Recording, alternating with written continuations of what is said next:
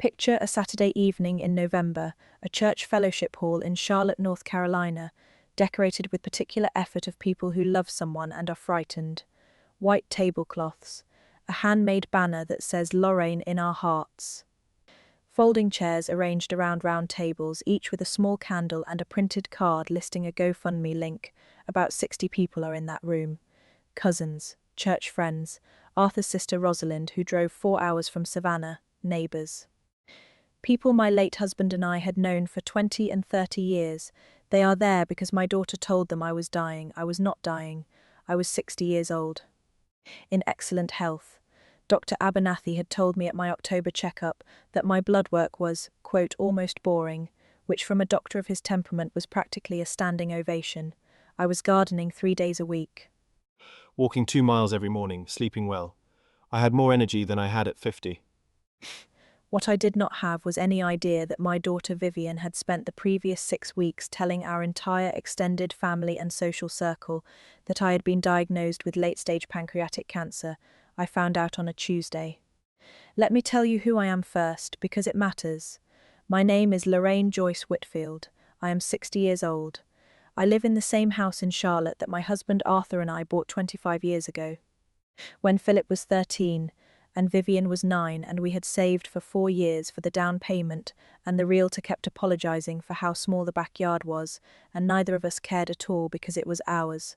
Arthur died 3 years ago. He was 63. A school principal for 28 years, a man who believed so thoroughly in the possibility of people that he sometimes made you believe it too. His death was not sudden. It was pancreatic cancer, real pancreatic cancer, a 14-month process that was the hardest thing I have ever lived through. Arthur faced it with a steadiness that I will spend the rest of my life trying to understand. I want you to hold that detail. Pancreatic cancer, Arthur. Real. Because when I tell you what Vivian did, I want you to understand the full weight of the instrument she chose. After Arthur died, I grieved and then I rebuilt, the way you do. Philip was in Denver with his wife and their kids. And he called every few days and flew out twice a year and was present in all the ways that distance allows. Vivian was 30 minutes away in Ballantine with her husband Derek, and she came around regularly, for Sunday dinners, for help with things around the house, for the particular visits that are half genuine affection and half inventory. I noticed the inventory. I want to be honest about that. There were moments. Arthur's watch, the china cabinet. The question of what I planned to do with the lake house Arthur's parents had left us, where Vivian's interest had an edge to it that I felt but did not name. I named it to Norma, my neighbour and friend of 16 years, who said, "Lorraine, that child has been counting your furniture since Arthur died." I told Norma she was being uncharitable. Norma said she was being accurate. We had this conversation more than once. I did not want to believe it of Vivian. Vivian is my daughter. I carried her and raised her and sat with her through every hard thing her life had produced so far. I love her the way you love someone you made, completely and without the ability to stop, even when they make it very difficult. I did not want to believe she was capable of what she did. Here is how I found out. It was a Tuesday evening in late October. I had been at my book club. We meet the last Tuesday of every month at June's house. June being my cousin on Arthur's side, who has known me since I was 22, and who is constitutionally unable to keep a secret from me for longer than 48 hours. June pulled me aside before I left. "Lorraine," she said, "I have to ask you something, and I need you to be straight with me." I told her to go ahead. "Are you sick?" she said. "Are you really sick?" I looked at her. "Because Vivian called me 3 weeks ago," June said. "She called Rosalind too.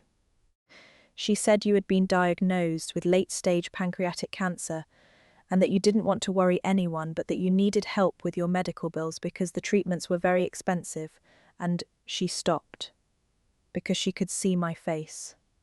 "Lorraine," she said. "I am not sick," I said. The room was very quiet. "She is collecting money," June said. "She set up a GoFundMe. She sent it to the whole family list. Rosalind donated $500. Your church group donated. There is a dinner planned for next Saturday at the fellowship hall. A fundraiser. She said it was what you would have wanted, people together, not making a fuss." I sat down in June's kitchen chair. "How much?" I said. June pulled out her phone with the expression of someone who does not want to tell you the number.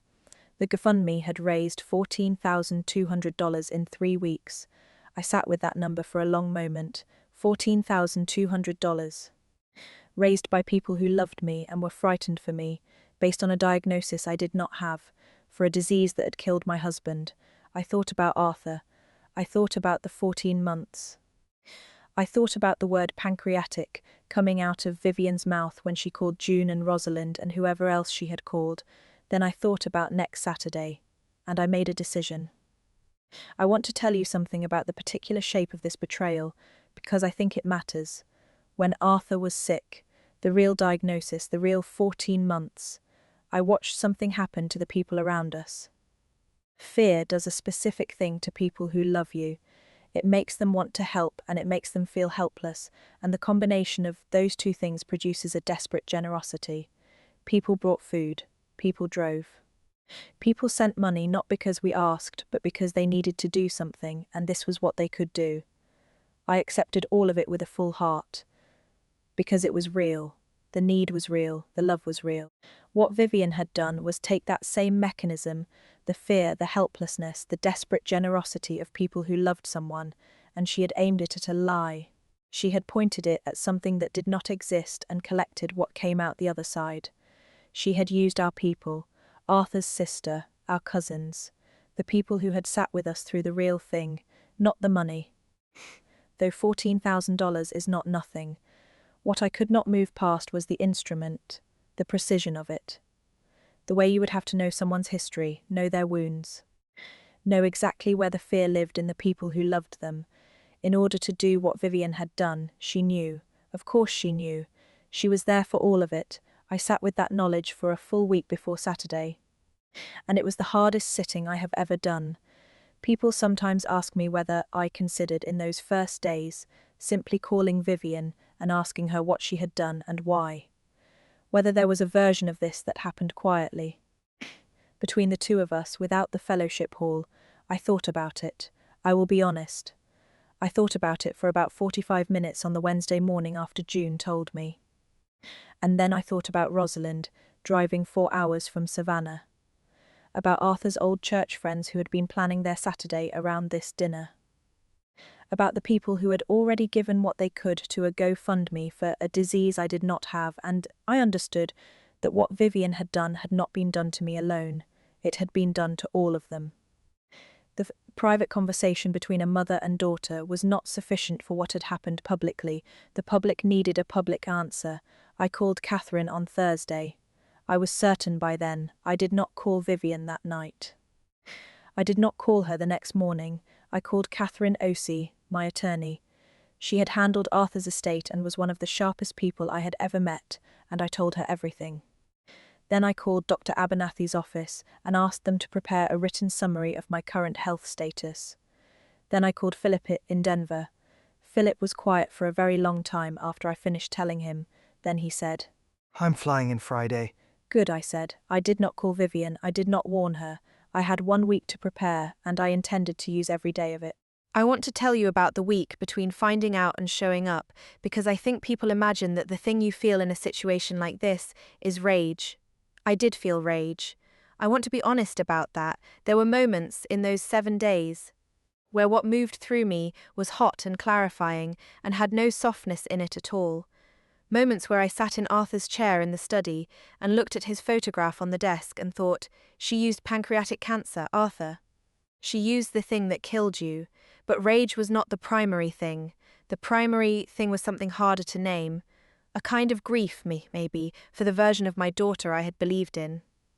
The one who had cried at Arthur's funeral with her hand in mine. The one I had sat with, through her divorce from her first husband, through Derek, through the years of a life I had tried to support completely. I had believed in her. I had believed in her more than the evidence sometimes warranted, because she was my daughter and I chose, repeatedly, to extend the benefit of the doubt. The benefit of the doubt had cost 60 people 4 hours of worry and $14,200. I spent Thursday afternoon writing down everything I wanted to say Saturday, and then I threw the paper away, not because the things were wrong, they were right, every word. But I have learned.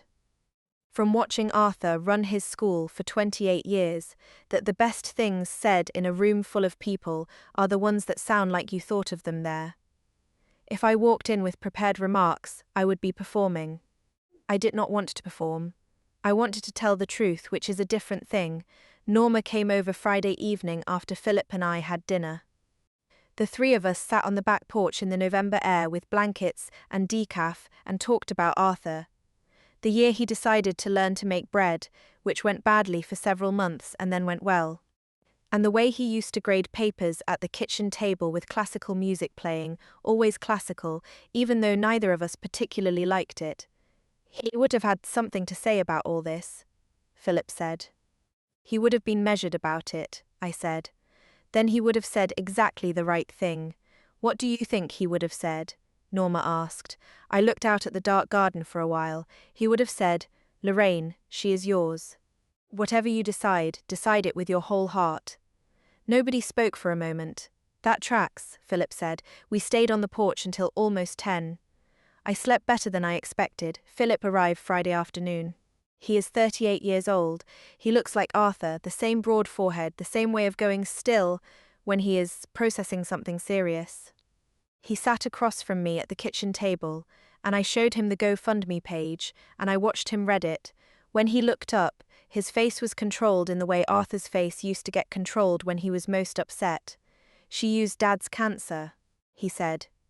Yes, I said. She described the symptoms, the same symptoms, I know. He was quiet for a moment. What do you want to do, Mom? I told him. He listened all the way through, then he said, Are you sure? Philip, I said. 60 people think I am dying. They drove from Savannah. They gave money they may not have had. They are going to spend next Saturday evening in a fellowship hall, mourning a woman who will walk in perfectly healthy. I am sure. He nodded. Then I'll be there. Catherine Osei met with me Thursday morning. She is 52 years old, precise and unintimidated by anything, which is exactly the kind of attorney you want when the situation requires someone who cannot be flustered. The legal picture, she said, is relatively clear. Soliciting funds under false pretenses is fraud. The GoFundMe constitutes wire fraud given the online platform. The amounts involved, over $14,000, are sufficient to make this a serious matter. I don't want to put Vivian in prison, I said. I understand that, Catherine said, but I want you to understand your position before Saturday. You have options. You could pursue legal action. You could demand restitution, full return of all donated funds. You could report the GoFundMe to the platform for fraud, which would freeze the funds, or you could do what you're planning to do Saturday and handle the legal elements afterward. Once the situation is public. The last one, I said. Catherine looked at me steadily. You know Vivian will be there Saturday. I know, it will be a very public confrontation. Those 60 people drove from Savannah, I said. They gave money for my funeral. They deserve a public answer. Catherine was quiet for a moment. Then she said, I'll have the documentation ready. Health records, GoFundMe screenshots, transaction history. If you want me there Saturday, please. I said. In the days between Thursday and Saturday, I went about my ordinary life with a deliberateness that I found surprisingly calming. I walked my 2 miles Friday morning. I dead-headed the roses along the back fence, a habit I had picked up from Arthur, who had been meticulous about his garden. I made dinner Friday evening for Philip and myself, Arthur's chicken recipe. The one that takes 3 hours and is absolutely worth it. We sat at the kitchen table where Arthur and I had sat for 25 years and talked about his children, my grandchildren, 4 and 6 years old, and about Denver, and about what we remembered of Arthur, and about what was going to happen tomorrow. She's going to be terrified when she sees you walk in, Philip said. I know, I said. Are you ready for that? I thought about June's face in her kitchen. I thought about Rosalind driving 4 hours from Savannah. I thought about $14,200 raised in 3 weeks from people who loved me and were afraid. I've been ready, I said, since Tuesday.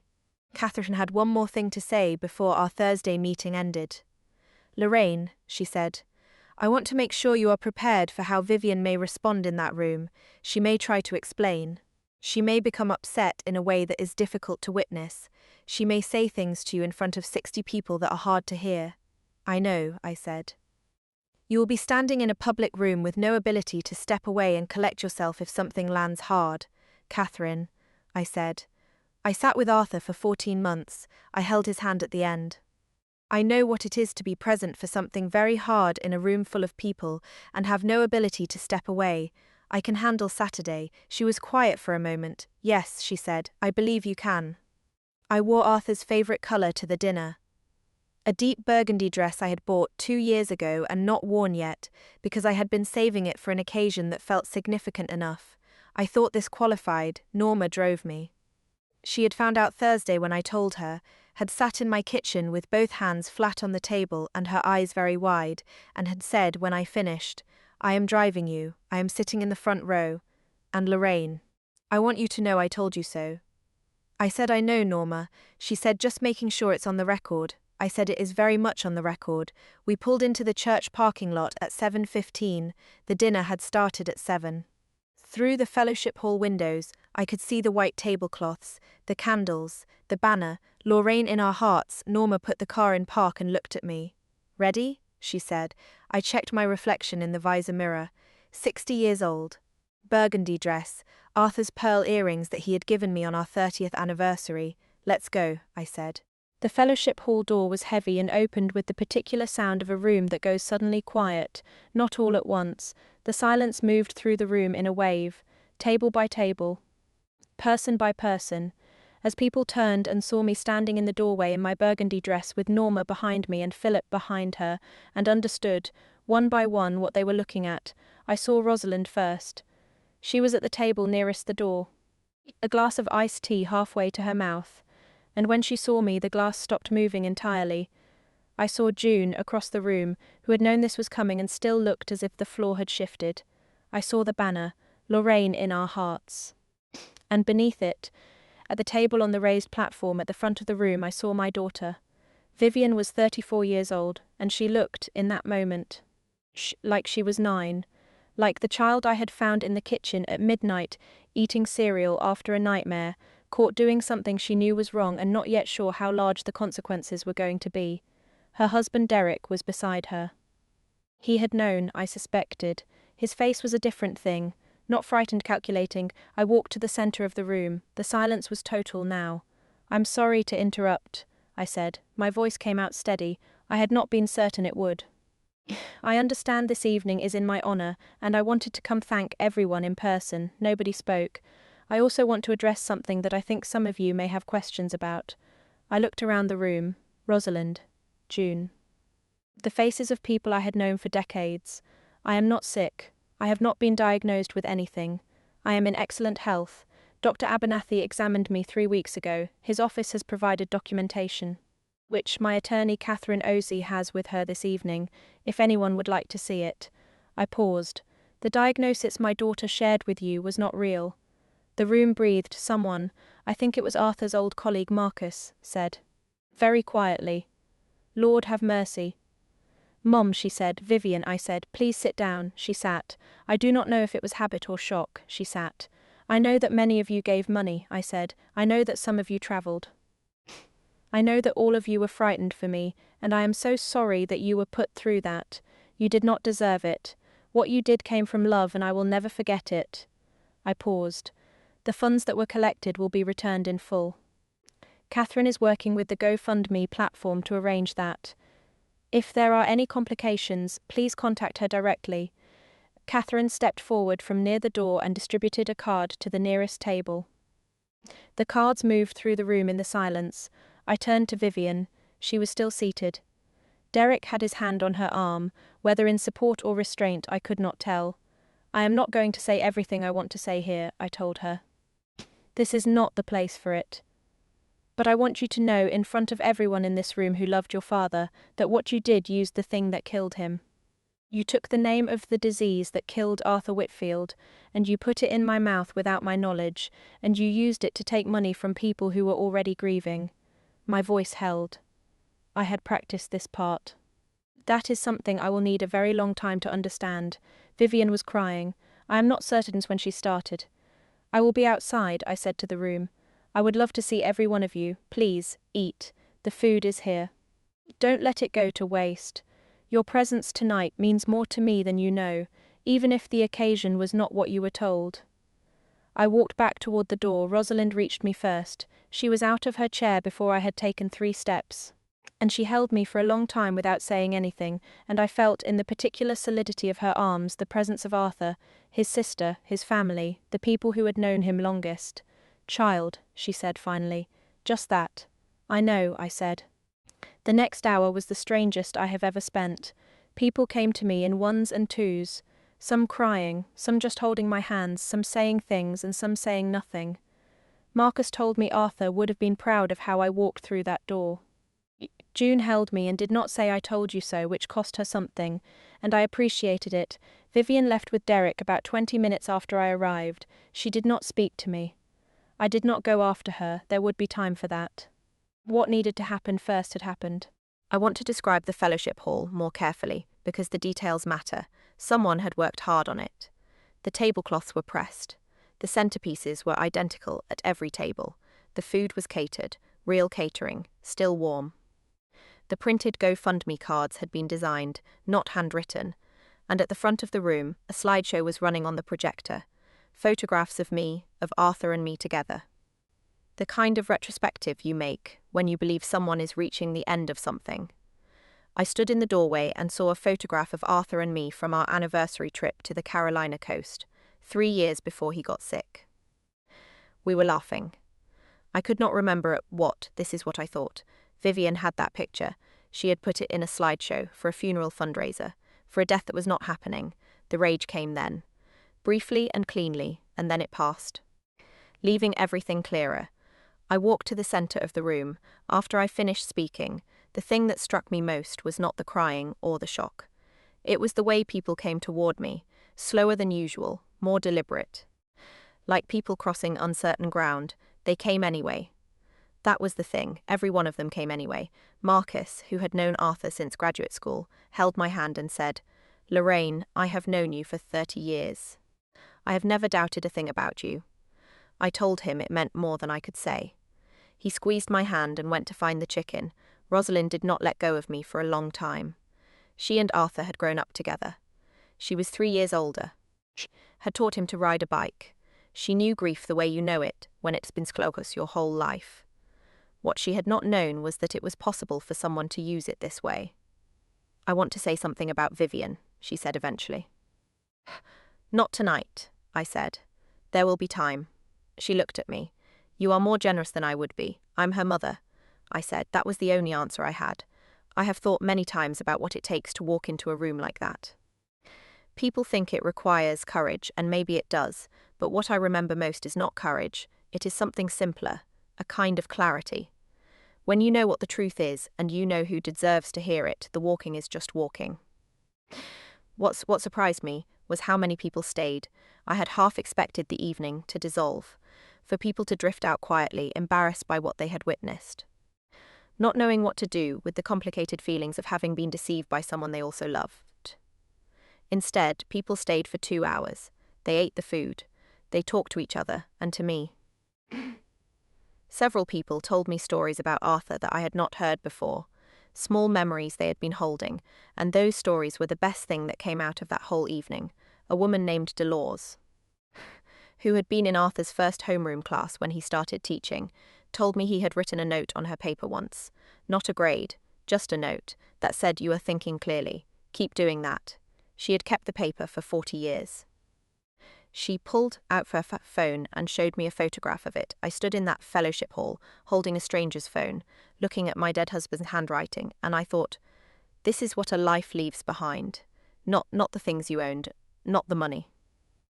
The notes people kept for 40 years, that is what I want to leave.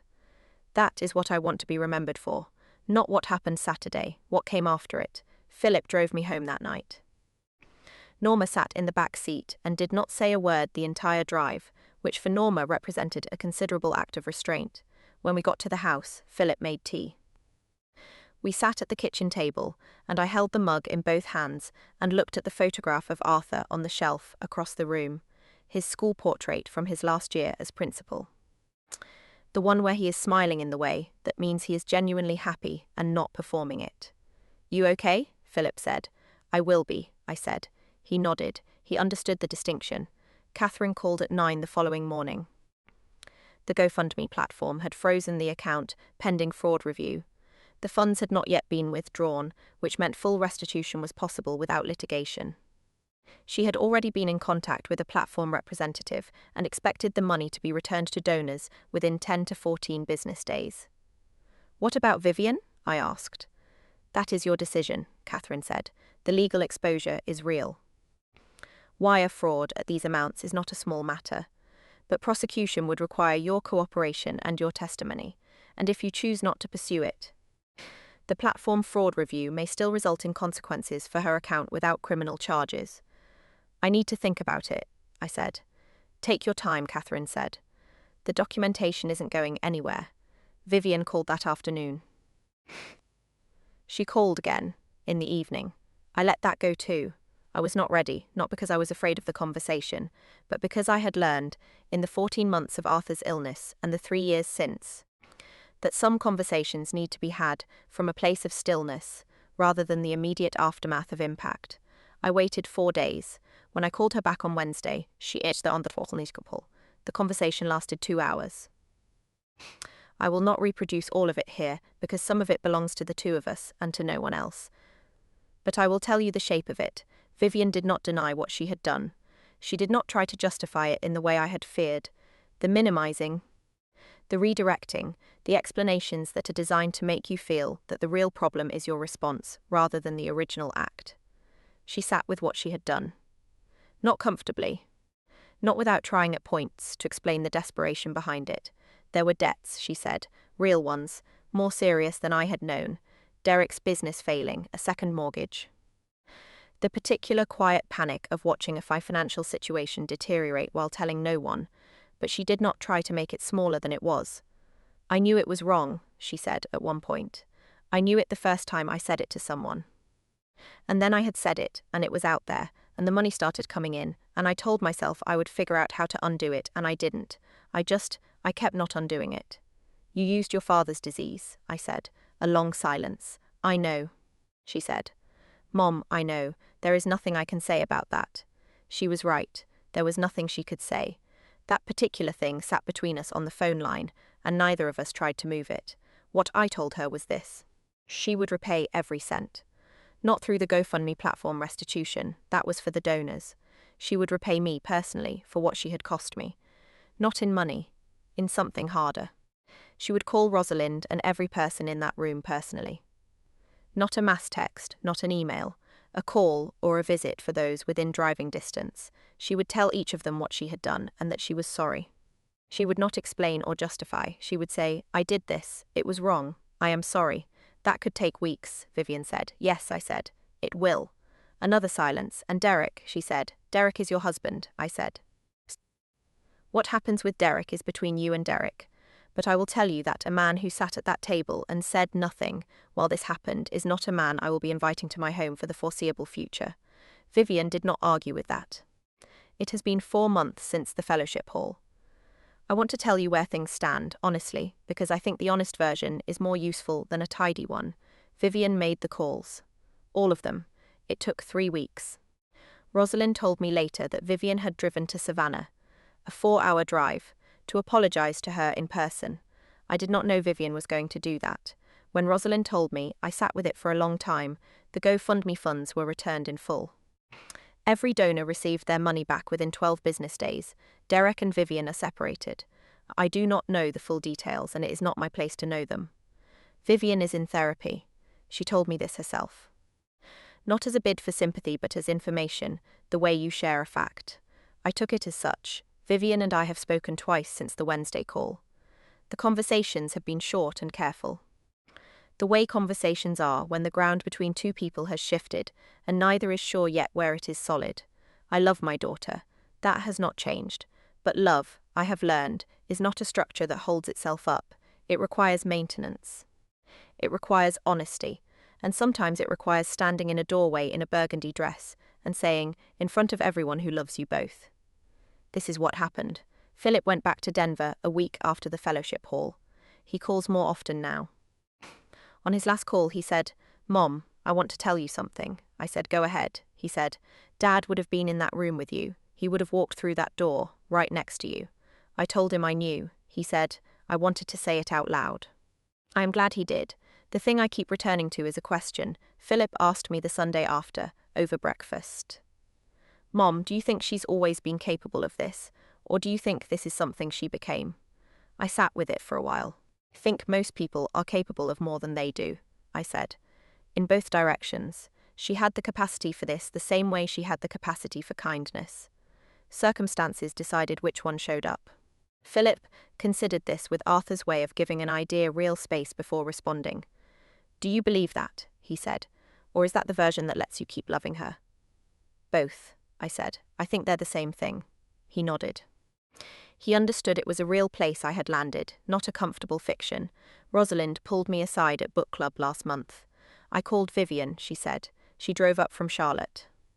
She sat in my living room and told me what she had done and did not make excuses.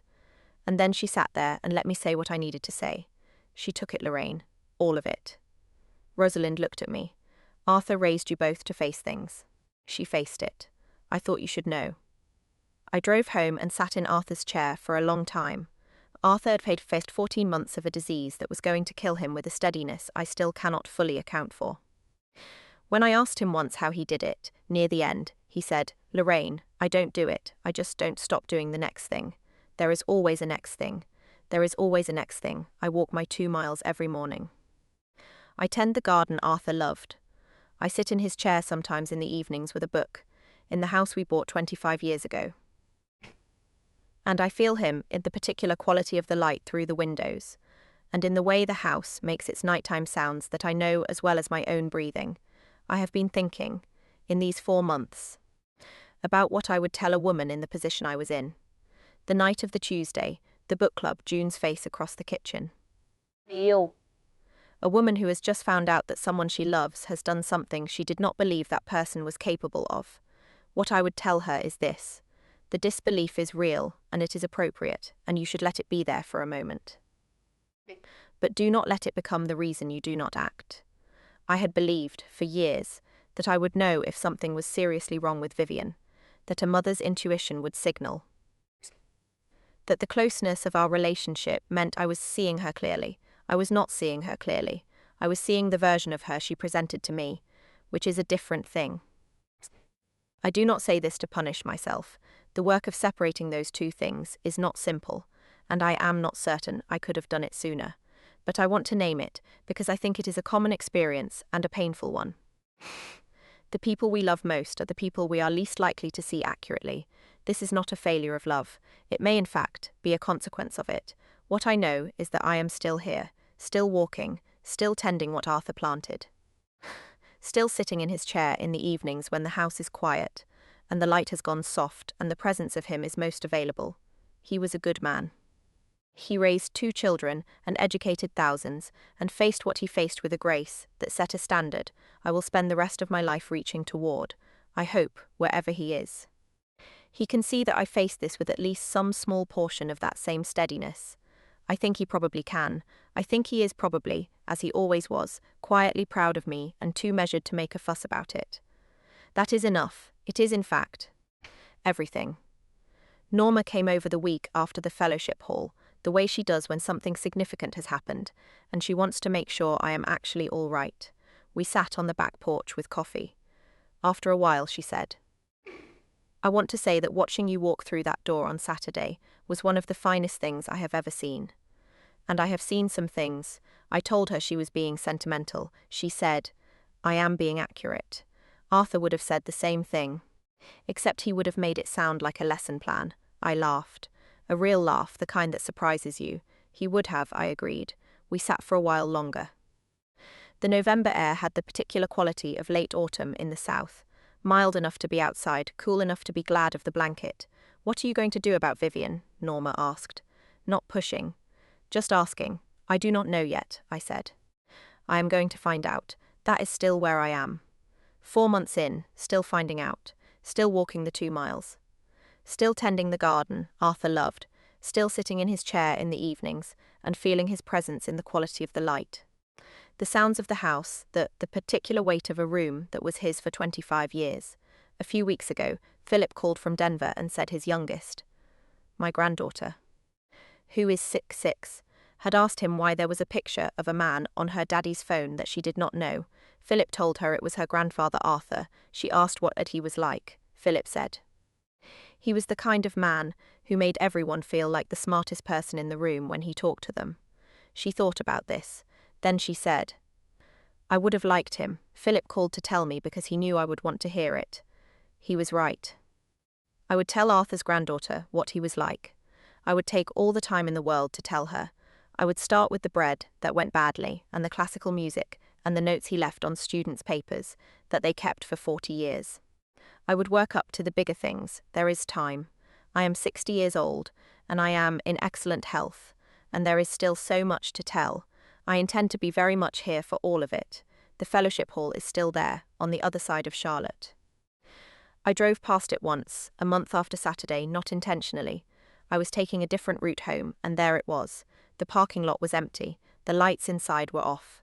It looked exactly like what it is. A room that holds whatever the people inside it bring, the people inside it that Saturday brought grief and confusion and love, and the particular discomfort of realizing you have been misled by someone you trusted. They also brought dinner rolls and iced tea and 40 years of friendship and the willingness to stay 2 hours past when things got complicated. I think about that. I think about the people who stayed. That is the part of the story I want to remember most. I am 60 years old. I am not dying. I am, in fact, very much here, and next Saturday, June, is coming for book club. We will sit in my living room and drink too much coffee and talk about a book that half of us did not finish, the way we always do, and it will be the most ordinary evening in the world. I cannot think of anything I want more than that.